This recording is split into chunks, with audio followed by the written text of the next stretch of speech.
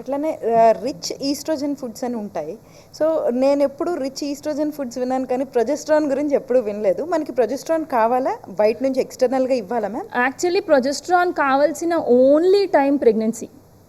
Okay. మెయిన్గా మనకు కావాల్సింది first pregnancy, second polycystic ovaries. వీళ్ళిద్దరికే ప్రొజెస్ట్రాన్ కావాలి. ఫస్ట్ ప్రెగ్నెన్సీలో ఎందుకంటే నార్మల్గా కూడా ప్రెగ్నెన్సీలో మనకి ఎగ్ రిలీజ్ అయిపోయాక సెకండ్ హాఫ్లో ప్రొజెస్ట్రాన్ వస్తుంది.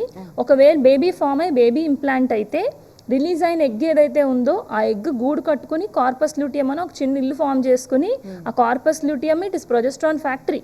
అక్కడి నుంచి రెస్ట్ ఆఫ్ ద ప్రెగ్నెన్సీకి ప్రొజెస్ట్రాన్ ప్రొడ్యూస్ చేస్తూ ఉంటుంది. కానీ మనం ఈ ఇన్ఫర్టిలిటీ ట్రీట్మెంట్స్ వలన, హార్మోనల్ సైకిల్ ఇన్ఫర్టిలిటీ మెడికేషన్స్ చేతిలోకి వెళ్ళిపోవడం వలన, మనకున్న స్ట్రెస్ వలన కొంతమందికి హై రిస్క్ ప్రెగ్నెన్సీస్ ఉంటాయి. అంటే ఇంతకుముందు బ్యాక్ టు బ్యాక్ మిస్క్యారేజెస్ అవడం, ఇలాంటి ప్రాబ్లమ్స్ అయిన వాళ్ళందరిలోనూ ఎవరికైతే ప్రొజెస్ట్రాన్ తక్కువ ఉందో వాళ్ళందరికీ త్రూ అవుట్ ద ప్రెగ్నెన్సీ మనం బయట నుంచి కూడా ప్రొజెస్ట్రాన్ ఇస్తాం.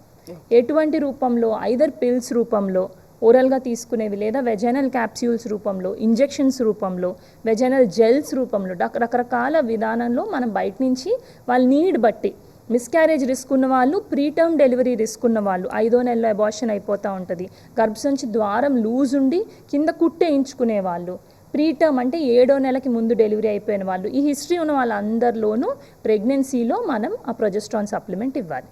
అది ఫస్ట్.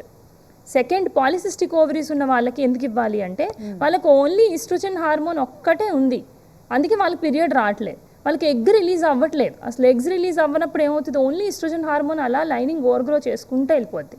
3-4 నెలలు పీరియడ్స్ రావు. వాళ్ళు పీరియడ్ రాలేదన్న వెంటనే మా దగ్గరికి రాగానే ప్రిమోలిటెన్ 5 days రాసిస్తాం. లైనింగ్ చూస్తాం, థిక్ ఇనఫ్ ఉంది అంటే ప్రిమోలిటెన్ రాసిస్తే విత్డ్రాల్ తర్వాత 1 వారం 10 రోజుల్లో వాళ్ళకి పీరియడ్ వచ్చేస్తాయి. మళ్ళీ 2 months టైం ఇస్తాం, ఈసారి న్యాచురల్గా వస్తుందా చూడండి అని. ఆ 2 monthsలో బరువు తగ్గిరమ్మంటాం.